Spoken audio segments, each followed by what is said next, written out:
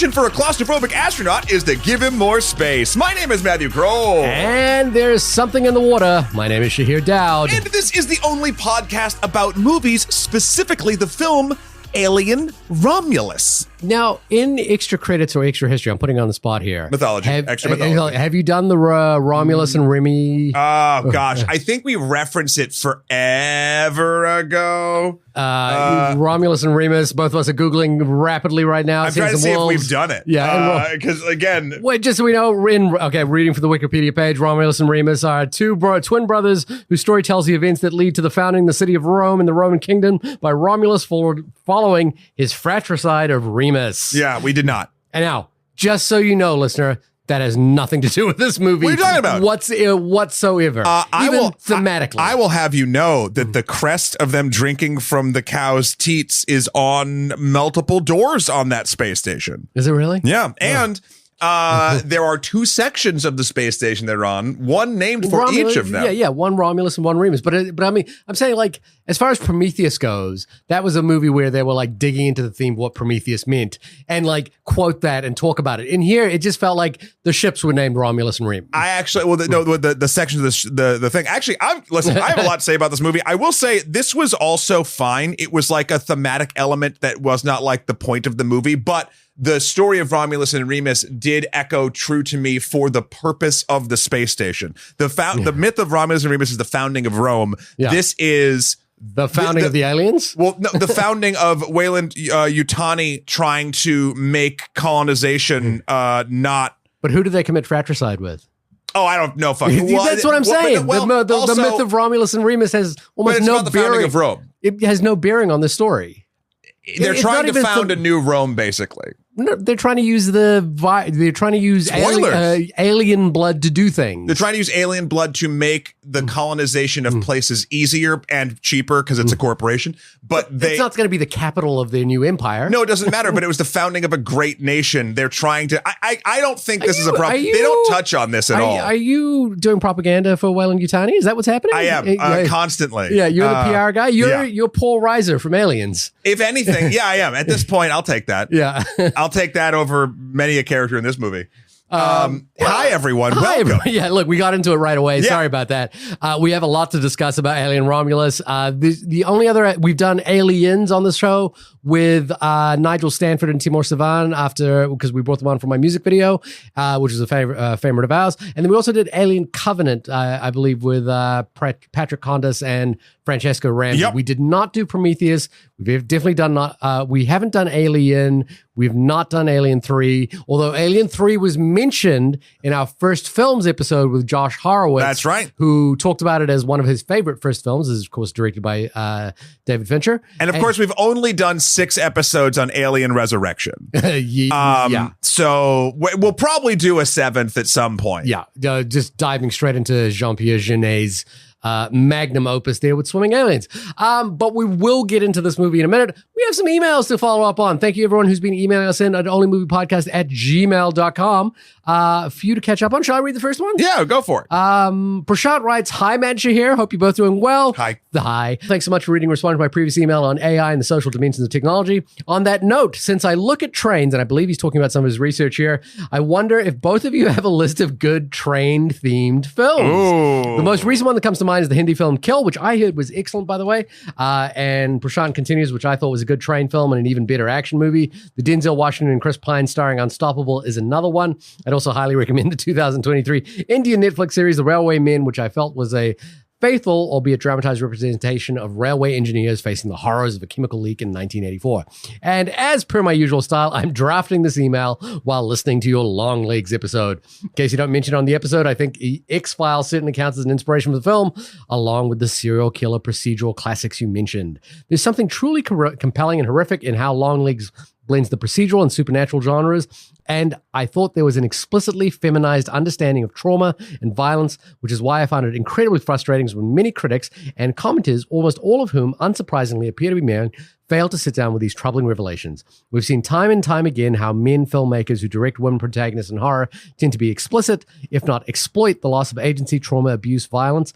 For example, Split, Last Night in Soho being more recent example, and Jonathan Demme's Silence of the Lambs being the biggest exception to this. I think Longlegs, more so than the titles mentioned, appears to offer some corrective, though it's oft talked about ambiguity. Anyway, I hope you found something interesting to think about in these responses. Good luck for future episodes. Snowpiercer. Snowpiercer's a Throw train Mama movie. Yeah. from the train. Great movie. Stop or My Mom Will Shoot also has a train. Sylvester, are we just doing Sylvester Stallone train what movies? Other train movies? No, Throw Mama from the Train has Danny DeVito and Billy Crystal, yes. right? And the actress who was in The Goonies, is that the mama from Throw Mama from the Train? I think so. Also, Murder on the Orient Express. Of course, the original? Yeah. Or the remake? I mean, the new one's fine. No, it's not. It's fine. It's not. It's not. fine. It is not.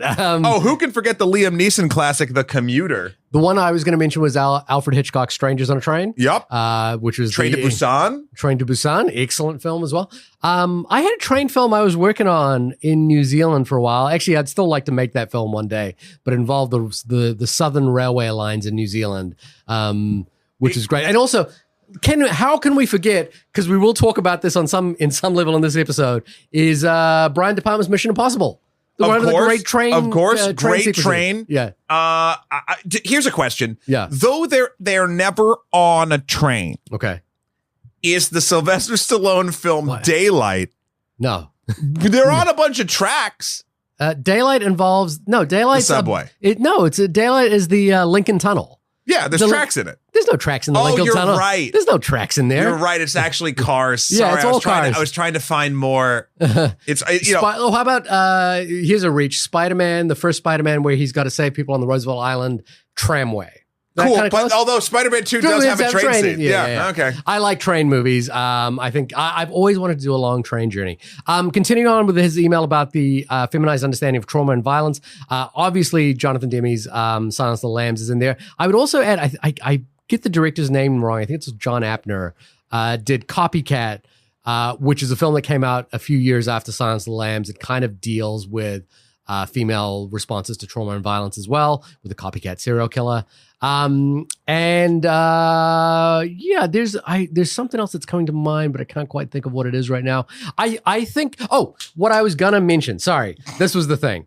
You got excited all of a sudden. I did. I go to a comic book store in Greenpoint, New York, if anyone goes there.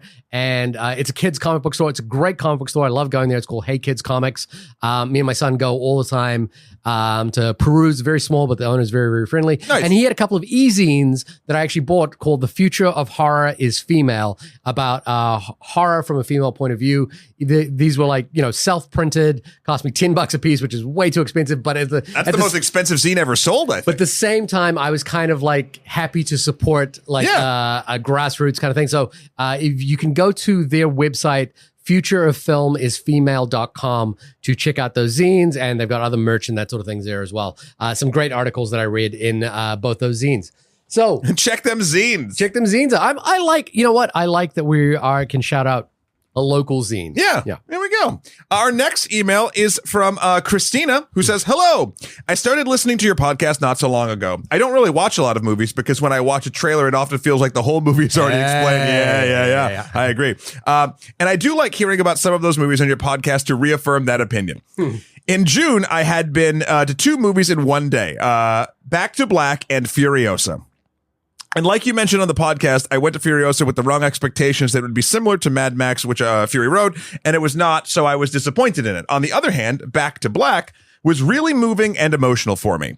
I will admit I did go to it mostly because of my love for Amy Winehouse's voice, but I was pleasantly surprised by how well it did and how it touched on topics of codependency, destructive relationships, etc., which are often being shown in a movie or TV series, but then show how main characters do overcome for happy endings or lesson learned kind of moments, which this movie shows is not always the case. Sorry for the spoilers.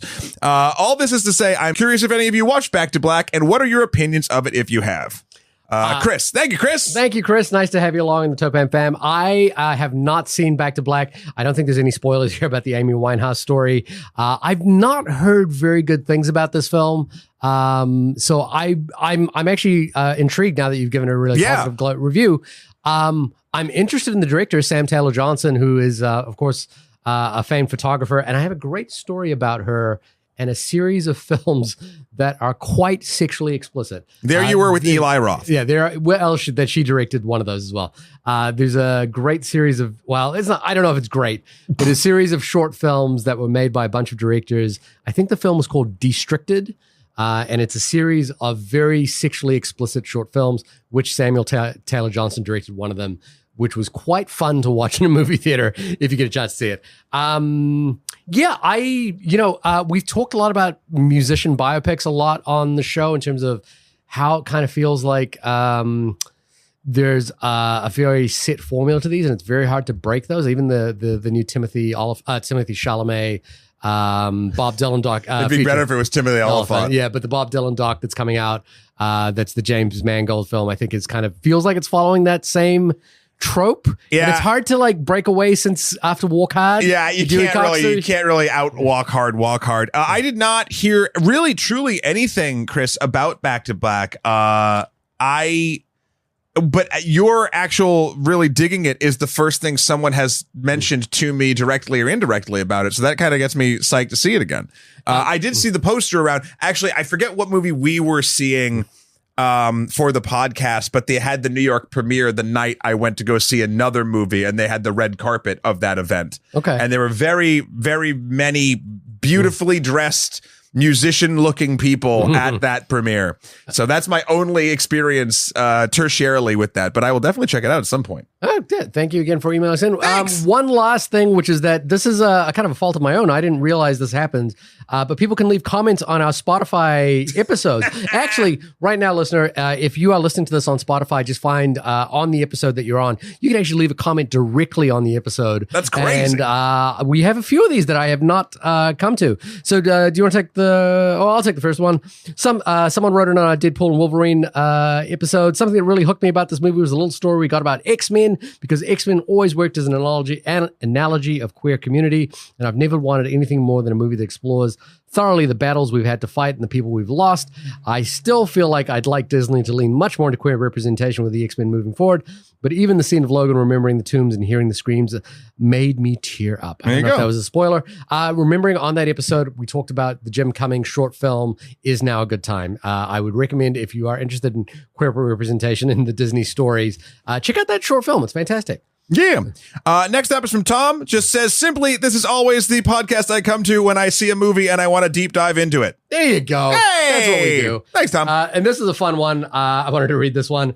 This was on our Evil Dead Rises episode. Very fun, very good. Love it when Patrick Willems is on the show. Could listen to Patrick and Shahir debate Mission Impossible for longer. Glad I saw The Descent because there are spoilers for it in this episode. Now, here's the funny thing. Matt, you had a party over the weekend last week, and Patrick Willems was here. Yep. He and I ended up talking about things. And Patrick and Will were the movie boys in the kitchen while everyone else was running like around being doing social other things. and being like good people. I popped in and out. Yeah. And there was a moment where I mentioned that we had gotten this comment, and then somewhere along the lines, we started talking about Mission Impossible. And I think the controversial topic here is that I think Mission Impossible 3 is one of the best ones. Patrick vehemently disagrees with me. I don't think we're going to do an episode where we debate Mission Impossible at any point. I think Patrick has an episode of his YouTube show where he goes through all the Mission Impossibles. It's really great. But we do not see eye to eye on this. There was a moment when Will, was sort of wandering through, and I just sort of impromptu grabbed him and said, "Which do you think is the best Mission Impossible?" He said Mission Impossible 3. Then I grabbed Jamie and I asked her the same question, and she said Mission Impossible 3. And at that point, I think Patrick was like, "You guys suck. I'm leaving." Bye. I don't think I don't. I mean, we've ranked these. I don't think 3 is the best one. Where do you rank 3? I don't remember exactly, to be perfectly honest, but it's low middle. So here's the thing, just to sort of clarify my points here. We've talked about this like 3 times. Yeah, I love 3. I think 3 is terrific. I think it's an uncontroversial opinion to rank 3 highly. What I find strange is when people rank 3 the worst. And that I think is, it might be my second worst. Really? I don't remember. Go back. What? I guess it would probably be on the last Mission Impossible Dead Reckoning Part 1 podcast is when I did this. But I don't know. That's neither here nor there. Okay. I don't know. Listen to that if you want more deep dives into the Mission Impossible stuff. Sure thing. All right. Should we jump? We're going to go to space. We're going to go to space. Yeah. Where no one can hear us scream. About Mission Impossible. Yeah, exactly. So we would just be shouting silently into the void about Ethan Hunt. And no one would hear us. And behind us, there would be a xenomorph approaching us. We've talked about aliens a little bit. How do you not rank? I think that the sort of ranking the films is a redundant question. Everyone's done that. I'm kind of curious. How important are the Alien movies as a franchise to you? Only important in the sense that I do very much enjoy watching them, but they were never something that like rang true to me like a Star Trek or a Star Wars or like even like other what I'd call high ticket movies from my childhood, like Escape from New York or Jurassic Park or, things like that. However, I've always loved the Geiger-esque design. I love the vibe of it. I always really appreciated, even from an early age, that Alien was a horror movie and Aliens was an action movie. I just liked you can just do that. That's neat. Honestly, the biggest, and this has so little to do with the movie, the biggest warm the cockles of my heart moment is I used to have the toys for Alien. Remember back in the day, kids' toys, they'd take rated R films and they'd make action figures out of them. Yeah. I had so many Aliens toys. I had Ripley in the power suit, and I had the Queen Alien.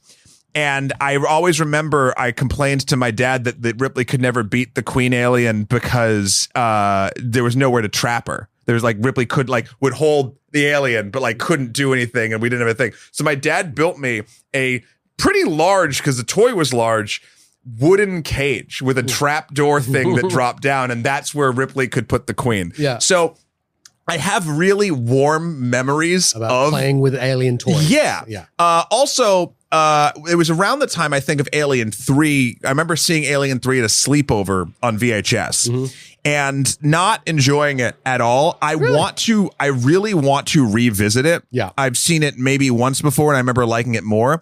So that's kind of my vibe. I also think back in the day, I really did actually enjoy Alien Resurrection, but because I had the VHS, I know I watched it a bunch. But even now, remembering the movie, I'm like, I don't know, man. I have not rewatched it in ages. And then, of course, Prometheus and Covenant have good moments, and I've liked elements of them, but they've never grabbed me. It always felt.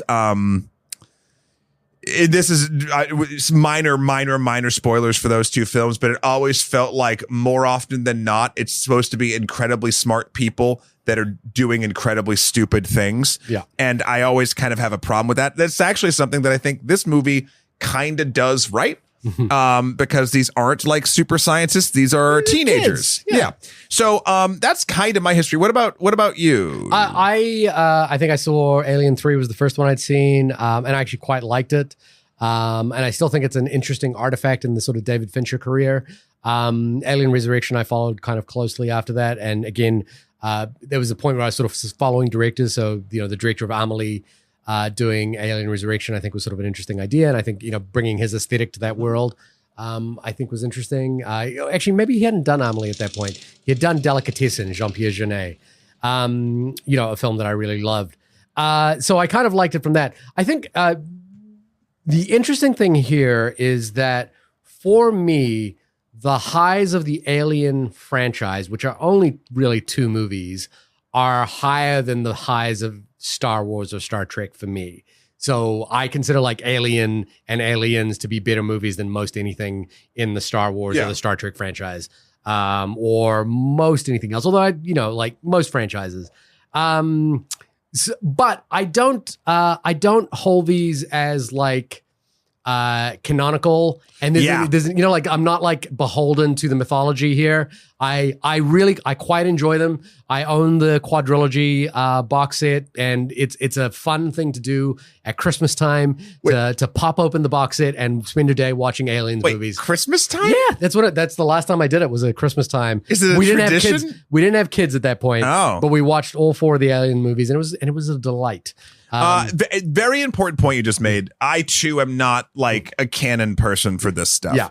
So I feel like I caught some things in this movie about that stuff, but I feel like a lot of the stuff I hear people complain about, I'm like, I don't know what you're talking about. Right. So there's and then there's an interesting thing, I think, with the Alien franchise, which is that it is kind of, I guess, operated in a way for 20th Century Fox as a kind of inverted Star Wars, which is that it has, you know, these kind of quite extraordinarily first and second movies, a not so great third movie. And then there was essentially, with Prometheus and Covenant, a sort of almost a Phantom Menace approach to it, to try and re-engineer the mythology of how we get to this point. And now we're at full Force Awakens. Yeah, and we're completely in full Force Awakens right now. And it's I think there's an unfortunate thing, which is that Ridley Scott has not been able to finish his Alien sort of David trilogy, which I think he was sort of working towards.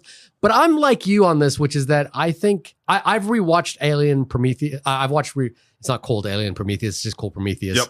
I've rewatched Prometheus recently, and I do agree it's one of the most gorgeously ambitious, beautiful science fiction movies filled with dum-dums doing dum-dum things. Yeah. And you're just sort of going, what the fuck is going on here?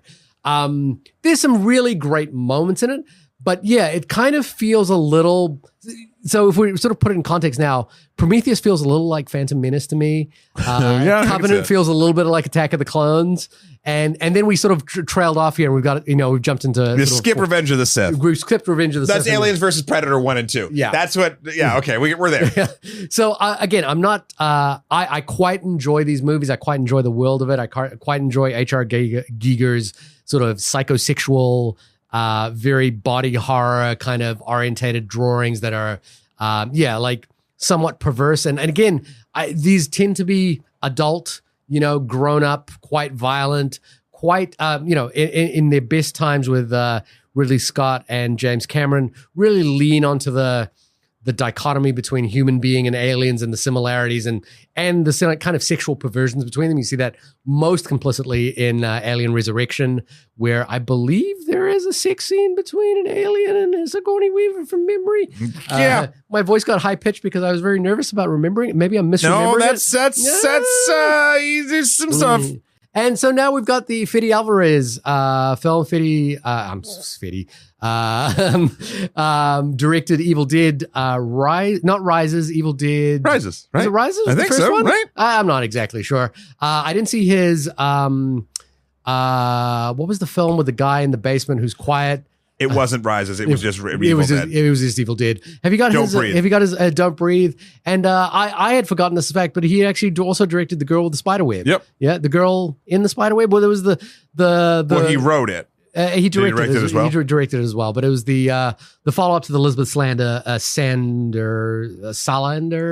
the Girl with the Dragon Tattoos trilogy that kind of continued on there. So a well studied genre filmmaker, and one I think quite well suited to what this film is, but perhaps not given the best assignment, even though it was one he rewrote himself. The alien mythology also has like lots of great backstories. Like New Zealander Vincent Ward wrote a very famous treatment for Alien 3 that never got made, where they arrive on a wooden planet and have to navigate the alien that way, and that got rewritten and stuff. So there's lots of stories of people trying their hands at alien movies and never quite getting off the ground.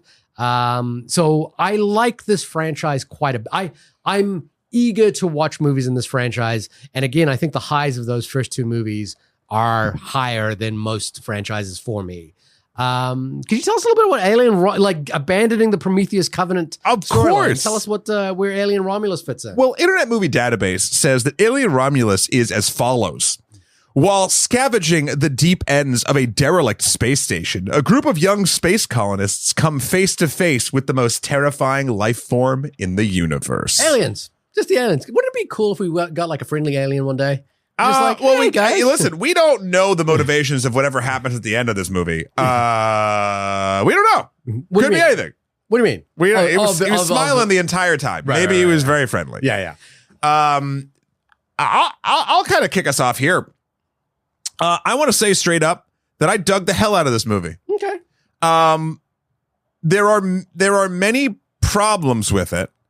But I do find that most of what people seem to be complaining about on the internet did not affect me much. Okay. The big ones did, and we'll get to them. Mm-hmm. But like I've heard a lot of like, oh, the acting is wooden and the dialogue is bad. I was never thrown out. I was never moved by a soliloquy of whatever speech they were doing. But at the same time, like it felt completely serviceable to what they were doing. I was lost in the set design and the way this movie looked. I think this movie was gorgeous. Harkening back to the first movie. Oh my God. Well, it takes place between 1 and 2. If I Alien and Aliens. Yeah. So it makes, it makes total sense. The space station itself, and I liked the mechanical plot. Mm-hmm. These kids find a derelict space station and they're going to basically like get out of their shitty mining life. And because the corporation is just screwing them over. Mm-hmm. So they're going to try to steal cryopods and just go off to some like hopefully better planet. Yeah. And that is just a cool story to have you run. Like that makes sense when like, to have them run into this problem. Like it's not like a bunch of scientists exploring and sticking their face in eggs by accident. Mm-hmm. This felt very accidental, and I liked the beats of what happened in the plot seem to make a lot of sense. There are 2 specific conveniences we'll get into that I was like, okay. Mm-hmm. But overall, I feel like it's weird. Okay, so and maybe I'll know this by the end of this podcast. Force Awakens, I remember liking. Okay. Because it was a very blatant, like, oh, it's a remix. Like, it's not even a remix. It's kind of a redo. Yeah. This, I also like for the same reasons, but it's not the exact same exercise because I truly do feel like this one is, while it is a beat for beat sort of redo of Alien, they also took some of Aliens in it. Yeah. And it's kind of like a mishmash of them both. I liked all the characters fine. I think that David Johnson's Andy was really damn good. I like Kaylee Spaney's Rain. The rest of them were great, things to have happened. I won't spoil anything about what happens to people, but like bad things happen to people on this space station. And I don't know. I walked out of that movie being pumped. And again, there was actually one moment in particular that we'll get to, I'm sure. That was the moment that I think if this movie was a hermetically sealed space pod, that one moment was the crack that started letting in all the air that made that crack splinter a lot more than it would have if that moment wasn't there. I think I know the moment you're talking about. Yeah, and we'll get to it. So like, it's just been, my journey with it has been interesting because I was so on board. Yeah. Cheer. I was having the time of my fucking life just watching this movie. And then that happens. And I'm like, wait. And then I start replaying different because it knocked me completely out of that like beautiful, like just slipstream mind zone. And then I started being like, oh, well, it was pretty convenient when that ship hit the docking bay. Oh, well, it wasn't. Oh, fuck. Okay. Like, ugh. And then I started, but I had to like seal it up with as much mind duct tape as I could and get to the end of the film. That's where I was at. What about you? So I think like you, I kind of enjoyed it in the theater. I thought a lot about the experience of watching The Force Awakens. And I thought a lot about 2 things. One is Wayland Yutani's failed business prospects and what their economics are looking like at this point, given how much they've invested in trying to get these alien xenomorphs DNA at some point. But my biggest, I think, takeaway of the film is twofold. On a pure visceral level, I think Fede Álvarez does some scenes, some set pieces really magnificently well. There are a couple of really tense moments in here that are executed on par with the best of Ridley Scott and James Cameron. But this is certainly not as successful a film as those. However, and this is where I'll back and forth a little bit here, is the David Johnson character was magnificent. And it was like, one of the things about the entire French, or, particularly those first two movies, is the understanding of the places of everyone within the crew and the sort of interpersonal relationships, and every character kind of feels really well fleshed out, well lived in. You truly cared when any of them died. You understood in those first two movies. Understood where they because they give you history with them. They give you relationships between them. Yeah, you understood the sort of hierarchy of it all. This one is kind of reaching for that in a better way, and this is coming from also the point of view that Ridley Scott, when he went back into the well on this and tried to expand the world with Prometheus and Covenant, sort of missed the boat on what made those original movies successful. I'm not a big fan of Prometheus and Covenant at all. I think they kind of muddled films. But I thought David Johnson, just for me, was such a wonderful anchor for the movie, and such a razor sharp performance. Like he's basically plays an android that like Bishop or Ian Holmes' character from the first movie, is being tasked with one goal. And what's sort of charming about the film is that his goal is to protect, Rain. Rain. Is to protect Rain. And it's kind of quite a lovely idea within the Alien franchise, where we've had kind of replicant adjacent cyborgs, so again, borrowing from the Blade Runner mythology as well, which Ridley Scott also directed. It's quite a lovely idea. And there's this sort of strange thing, which is that it's a difficult idea to wrap your head around, but he almost plays like a somewhat neurodivergent android to begin with. Like he's not quite there. He's a recommissioned android from Rain's father, who apparently was a genius, who basically rewrote his prime directive to protect Rain when the father died. However, he's also damaged. He's like he's not like top of the line. He's not anything like that. Like his software is a little bugged. Yeah. And then what's interesting is that his software gets upgraded at some point during the film, and then he becomes extraordinarily capable. But with a new directive not to protect her, but to protect the interests of the company. And I thought that was, again, his performance and the writing around that character for me was the anchor that made this not just a hack 'em slash 'em kind of alien kills a bunch of kids movie, but something more interesting. And he was worth watching. Now, in terms of the sort of Force Awakens of it all, maybe this is a sort of like residue from Deadpool versus Wolverine. I am a little perturbed, I guess, by the nostalgia button, which I think this movie evokes, the sort of Easter egg sense of the movie. And for the most part, like not a lot of them like really bother me, but they're sort of like, oh, we're really like, Rain learning the guns kind of feels a lot like when Michael Biehn teaches Sigourney Weaver's character how to use the gun in Aliens. I thought it felt different, actually. Weird. I'll talk about it. But it's like the same, like it's the same sort of setup. There's, an elevator scene where they have to go up and down. It kind of feels like it's retreading on some of the things, not least of which they bring back Ian Holm, an actor who's been passed away for a while as a dead android, kind of rehashing a lot of stuff. And while I think for me, and I'm going to be beating on this horse for a little bit here. This works a little bit better than Deadpool versus Wolverine, which is a lot of, hey, look at this thing. Hey, look at this thing. Hey, look at this thing. This works a little bit better than that. However, there is that moment that you're alluding to where the whole thing kind of falls apart because it feels like a, hey, look at this thing. Yeah. In a movie that really hasn't done that up until that point. It really, yeah. And then when it does that, hey, look at this thing. And it's an interesting moment from an audience point of view because it's really stepping outside of the movie and it's the filmmakers talking directly to a very specific part of the audience. And it's the slowest wink. Yeah. And it's the leaving behind of the rest of what made the movie structurally work. Then I kind of get a little bit like, I understand, while I'm not as like annoyed by this movie as many reviewers are in terms of the rehashing of like The Force Awakens, I am still like, I understand what they're saying and I get what the complaints are.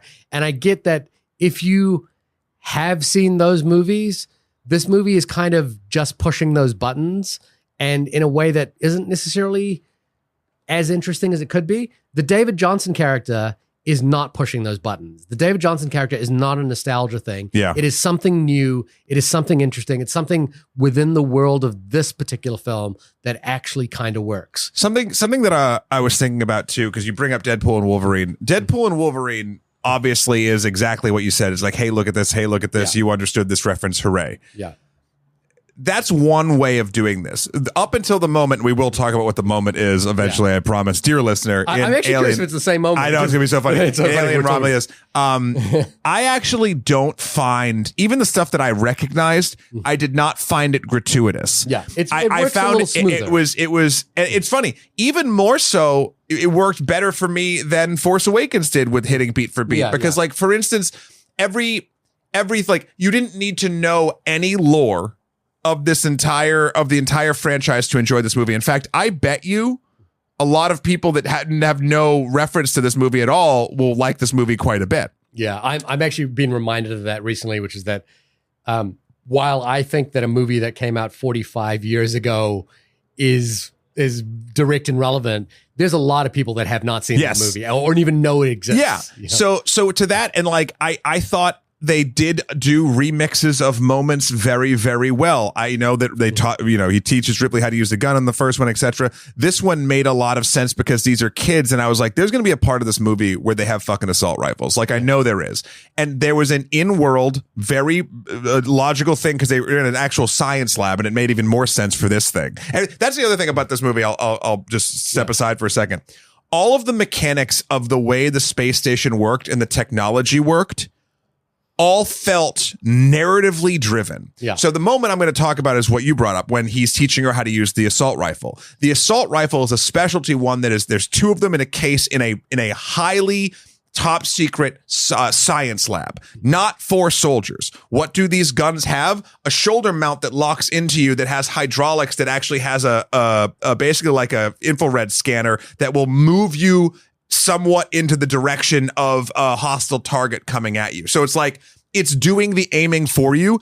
Makes total sense that this would be for scientists in a lab if they had to use it because they're not trained in these things. Like, so every moment, even the rehashed ones, felt really like in-world technology driven, and that was moving me along quite a bit. Like, I mean, it's really directly referencing that first movie. It is, but it's doing so, like, look, in that first movie, he teaches her how to use weapons, right? It's aliens. He teaches her how to use the rifle, like, Second right? movie, yeah. But this is not a Marine teaching someone how to use a rifle. This is a kid teaching someone how to use an automated tool that scientists would have to use based on him like reading about it in a magazine, like, because it's an automated thing. Like, anyway, I actually very much liked those moments. They didn't bother me. The Ian Holmes of it all, I had completely forgot that he had passed away. Right. So when I saw it in the moment until I was out of it, and Jamie actually reminded me, I didn't even have that tinge of bad.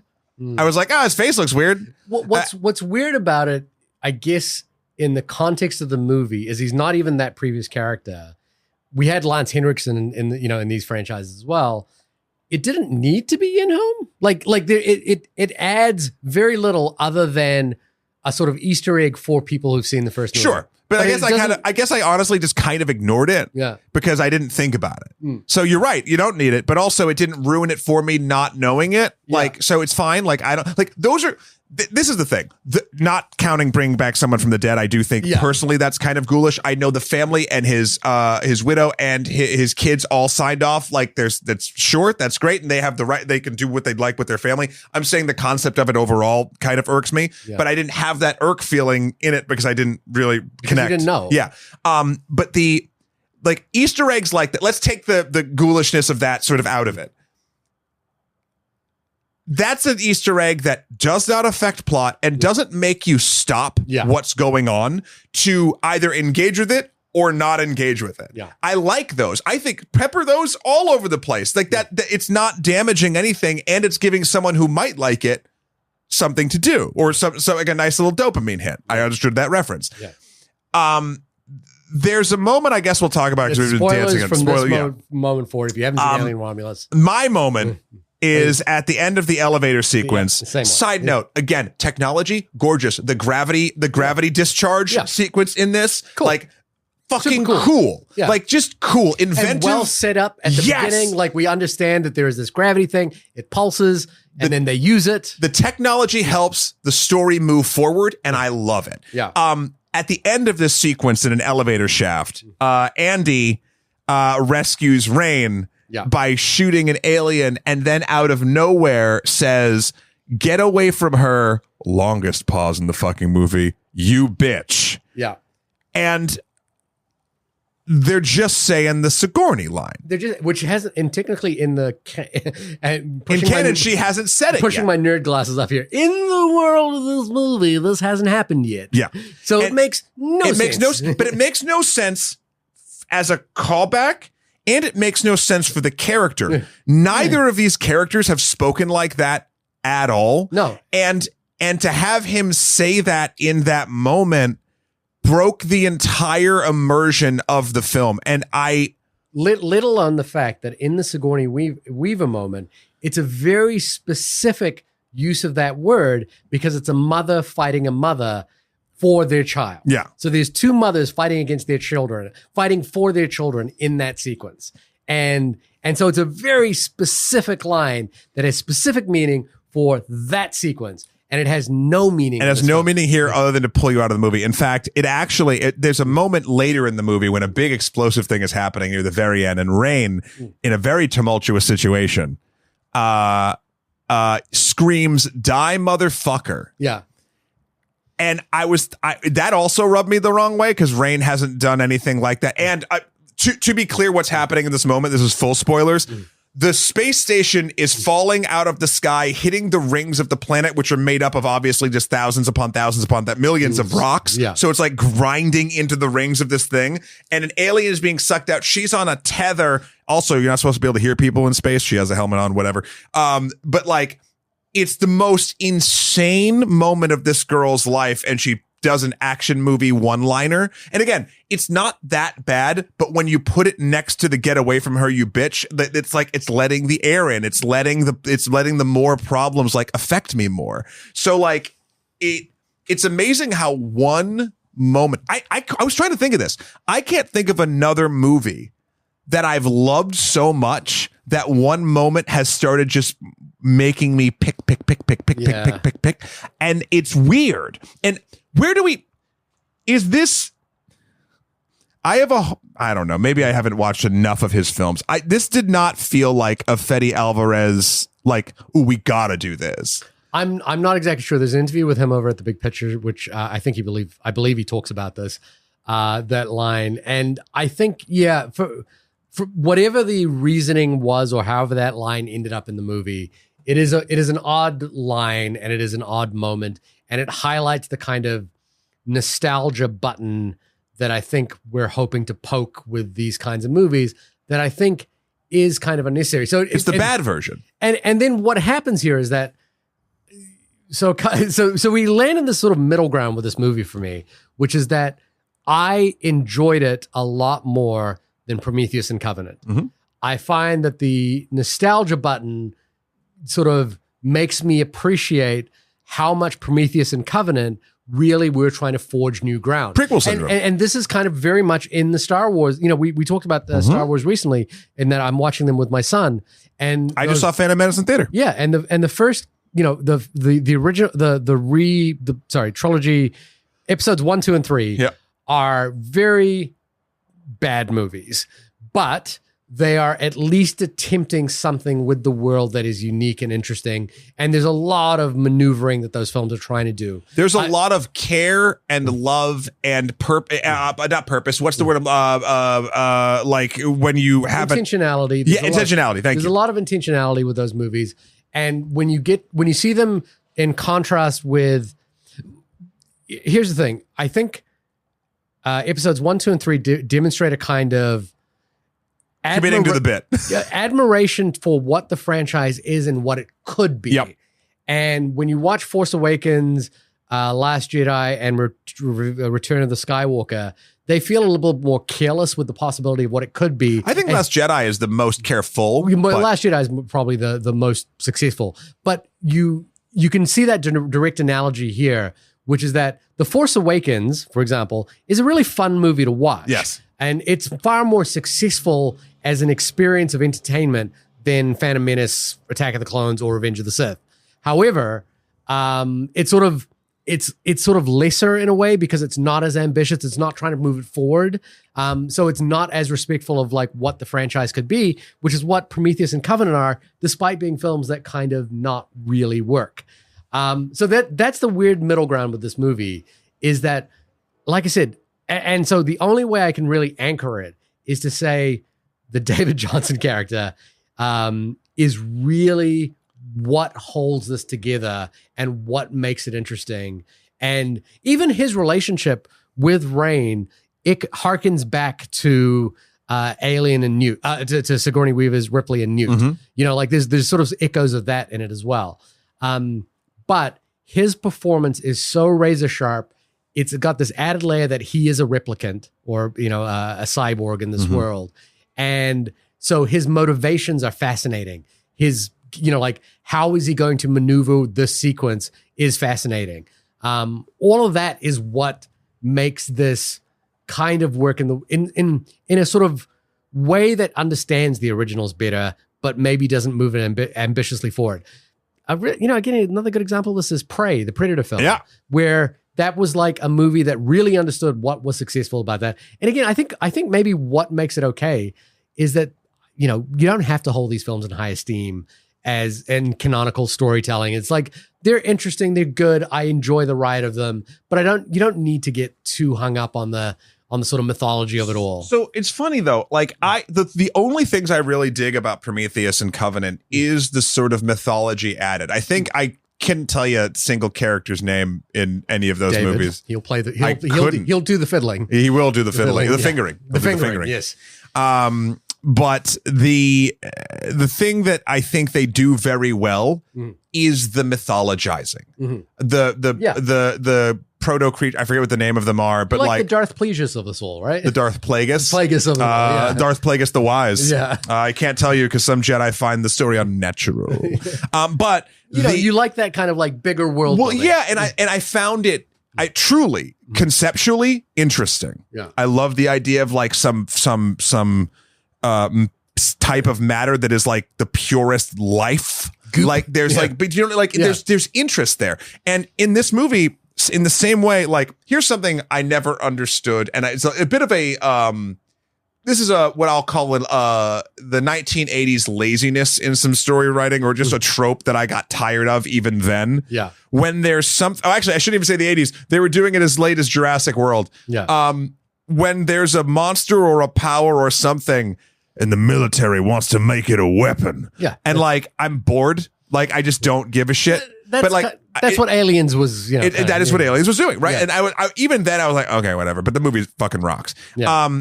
Here, what I liked, because there's a real anti-corpo message for this movie too, which I also think worked thematically well. When they get to the lab and they start discovering what was happening at this space station. Yeah.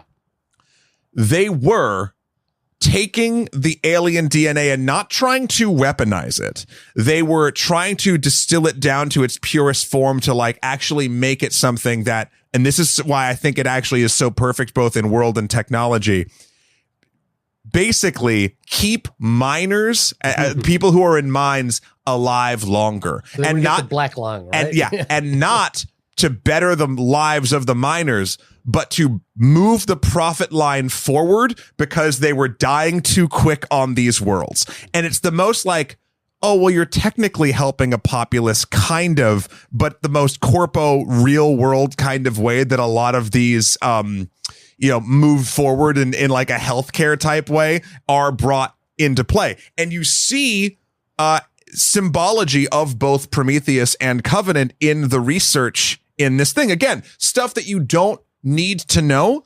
It is an Easter egg if you know it. It does not take away from the plot if you don't. And all that wrapped around it, I do feel like the world that this movie shows us is so fucking tight that when you have a moment that is get away from her, you bitch, out of nowhere, it takes that beautiful, like almost like mandala that you've made out of sand, making this gorgeous sort of thing. You've weaved 5 movies together in a way that you can either appreciate or ignore and just go along for the ride. And then you just kick over the table.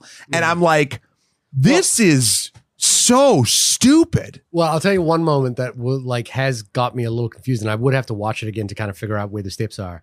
But in the film, the character of Kay, who has, like the Chekhov's baby in this movie, decides at some point that she's going to inject that goo into her body. Now, she wasn't there when the exposition dump about what the goo was. She was unconscious. She was not. Yeah, she was not there, and at no point does anyone explain it to her. Like that this is what this goo does. There are contrivances, and this is what's so interesting. Seriously. Yeah. So there's 2 moments of pure, this has to happen because the plot needs it 2 moments. Yeah. That's one of them. And the other one is when they have to dislodge their ship from the space station because there's an explosion and the ship just so happens to bounce into a hangar bay. Like like, do you know what I mean? Yeah. But it's funny. Also, the other guy takes a call while they're creeping through 20 face huggers, and they've been explicitly told by David or Andy at that point, don't talk. But again, those things, when they happened, only upon later reflection for those first 2, and the injecting happens after the bitch line, I believe. I did not mind them. But then when that crack, when the airlock is broken, you look at everything else and you're like, oh, that kind of sucked. Yeah. That didn't really, fuck. Like, and so, and it's funny how the Jenga tower could come crumbling down. And so this is, again, because I like to look at movies I like to look at my reaction to movies in comparison with other movies. And Trap is a movie that we just did, the M. Night Shyamalan movie, where there are contrivances within that movie that are nonsensical. There are moments that sort of are baffling, but I quite enjoyed that movie just on a pure, how is this character going to maneuver from this scene to this scene kind of thing. Whereas in this movie, a movie I quite liked and I quite enjoyed watching, has those moments where you're like, why did she just inject this goo into her, Nick? You know, like, did anyone, did I, like, I was sitting there going, did I just miss a scene? Was she there when, like, he explained, like when Rook explains out in detail that this black goo that we have unknown origin for is the thing that might save your life? I think, and again, this is me totally it's like making if I came shit to up. your house and there was like, you had left some heroin on the table and I didn't know what it was. And I was just like, oh, maybe this will help me feel better right now. Look, people make dumb mistakes in movies all the time. But I think it felt to me, purposely injecting an unknown black goo into yourself. But check this out. This is what this felt like to me. There's a moment where it's Adam, it's Tyler, the love interest, and Rain leaving. Yeah. And they're dealing with Kay, who's been injured. And they have this conversation, like, we should inject her with the thing, and they're about to do it. And then Rain stops her and says, no, we don't know what that is. We'll get the thing and then whatever. And they move on because they she's unconscious during and she's unconscious. Okay. Yeah. I'm not talking about her knowing it or not. Yeah. It feels to me like there was a reshoot or something done there and that other scene was included to change it. Because if you make Rain or Tyler allow or do the injection, you kind of, you kind of, the problem. It makes, but I think like it solves the narrative problem, but it also might turn the audience against one of them, and they don't want that to happen to either of them. Yeah. So it feels like there's a better version that's right there, and I'm curious why they did the choice that they did. They basically wanted to make a consequence-free reasoning that this happened to this woman because she did it to herself. And the consequence that happens is that she then sprouts out a alien human hybrid baby that is played, by the way, by Robert Bravovsky. Yeah, 7'7" basketball player. And I like that it's a practical, that there's in some part actually has a practical face in there as well. And he is the demon baby from hell, wanting to suckle at the teat of her lactating acid blood. She tended to. No, I don't think that was acid blood. I think that was the life stuff. The life stuff. Yeah. And I I think the movie had gone on a little too long at that point, but I kind of did like the sort of weirdness of it all. But for me, again, as far as a nostalgia button goes, it reminded me of the human alien hybrid from Alien Resurrection as well. And it kind of made me go, I wonder where we're going with the fact that all of our movies, even, like we did Mad Max Furiosa this year, which has a direct Easter egg to Mad Max in it. And you're sort of like, oh, do we need to do this every single time? Because I think the thing that made Aliens, the James Cameron film, interesting is it basically says that previous movie happened. Here's a bunch of new things. Yes. That, have almost nothing to do with, calling back to all of what you've seen before. And I think that would be the interesting part. I think out of James Cameron, people who followed Ridley Scott, James Cameron, David Fincher, Jean-Pierre Jeunet, Ridley Scott himself, and Fede Álvarez. I think Fede Álvarez has done the best job with this. So I'm needle threading. Yeah, the best needle threading. And there are some really bang up sequences in here. So for example, the anti-gravity, anti-gravity acid blood sequence, really good storytelling, really well established. We both said, there's such a sort of clear understanding of how to set up the gravity idea in the beginning and then pay it off at the end for that sequence. And and it evolve and not just like do it, but evolve it in some interesting way. My brain thinks about the portal gun being like a really good example of that kind of storytelling. And this is a really good example of that. The only good thing is that the alien itself, the actual xenomorph before the alien hybrid, seems to be less scary in these movies now. And I think, it's a hard thing to do now. We've kind of seen it. Yeah. So it seems like a little bit more disposable. There are more of them and they die a little bit quicker, which is the sort of the terror of the first one and the terror of the third one. And Alien Isolation, which is a wonderful game everyone should play. Yeah, you're being hunted by one of these. So it kind of feels like, there's a missed opportunity there to kind of really lean into that. But, again, I'm really half in the bag with this one. I think this movie is really great. That suffers from a moment that makes you, when you think about it more after that moment, think the movie is less great than it is. And that's a bad place to be. Well, yes. And then I'll counter that with, but the David Johnson thing, the Andy character, is great. Better than where this franchise has been for a long time. Yes, that was better. That is actually the thing that makes this compelling. If that character wasn't in here and the turns that character weren't in here, because they really kind of affect the first and second act. Yeah. If that wasn't here, this is a much, much less worse movie. A great turn, a great way to know if how much I like a movie is if I will buy it on physical media. I think this movie was really fun. I love how it looks. And again, the world made narrative and functional sense, which is so much more than you can say for a lot of the movies in this franchise after 2. And I really enjoyed it. I will buy this in 4K. I'm looking forward to revisiting this movie and seeing, now that that moment doesn't come out of nowhere to smack me in the face and knock my ethereal being out of the thing. Yeah. I'm curious how, I'm not that I'm going to like it. I'm just saying it's not going to be a shock. So I'll be able to stay in the movie, hopefully. What it's making me go is we should definitely do Rye Lane, the David Johnson film, that came out, the romantic comedy that came out a couple of years ago. Because I think, for me, David Johnson is the star. I'm like, that guy. He's great. That's the guy. If I was an agent in Hollywood, and I'm sure, or some person, I'd be like, that's the guy. Yeah. We gotta, everything around this guy from here on in. It's real good. Yeah.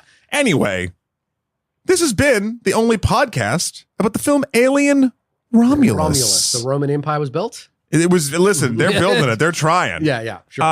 Shahir, when you are not realizing that you are lactating the pure black ooze of life, where can folks find you? You can find me piercing my nipples to close them up at my website, www.suvanova.com. That's SUVANOVA.com. Matt, when you are injecting black goo into your body for no earthly reason, where can people find you? You can find me making the best life decisions over at Extra History on YouTube and also Extra Credits. I believe by the time this drops, What will be out? Ooh, we're starting our Giuseppe Garibaldi series, Unifying Italy. Basically, the guy who like fought for one unified Italy, but also was like a South American freedom fighter. He's basically like this character in history who is pulled from a like romantic capital R, not lowercase r, like novels of like heroism and all that stuff, because all of those tropes, or a lot of them, are based on this dude. Okay. It's fucking crazy. And we're also doing an episode of Extra Credits on if chess is the next big esport. Okay. Which is an interesting conversation to have. So please check that stuff up. Also, you can follow me on Blue Sky at Matthew Kroll, Emperor MSK on Twitter, or Emperor MSK, Skeletor for Prez on Instagram or PSN. Next week, we have no idea. We always don't have an idea. We even talked for 5 minutes for the episode to try to figure it out, but we don't. Our schedules are getting a little wonkadoo, but we're going to keep bringing you all this just hot cinematic content directly into your ear holes. We are the black goo of movie podcasts, considering we are the only ones. All other movie podcasts stem in other universes from this visceral liquid that you're hearing right now. Did you see the way the rat was injected with it? And it was like, whoa, the rat came back to life. And then they did a shot of it later and it was all deformed and yeah, it broke a hydraulic press. That's what we did. We're the rat. We're the goo that the goo that made the rat. That makes you, the listener, like the listener's the rat? Well, no, yeah, the listener's the rat. We're the black goo. Oh. So the listener's the rat, and they're getting all because of us. Sorry about that, guys. Or you're welcome. Or you're welcome. Yeah. I don't know. What are we doing here? We gotta go. Bye, We everyone. have lots of life to do. You stay away from her, you bad rat.